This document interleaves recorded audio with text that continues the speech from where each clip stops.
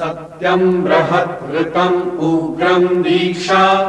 तपो ब्रह्म यज्ञः पृथिवी धारयन्ति सानो भूतस्य भव्यतस्य पत्नी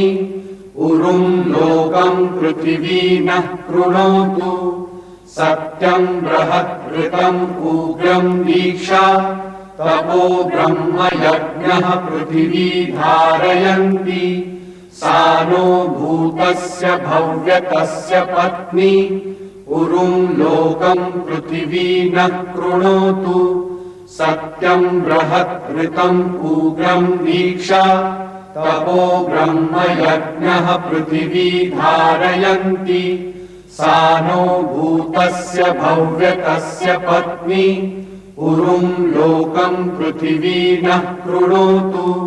सत्यं बृहद्ऋतं उग्रं दीक्षा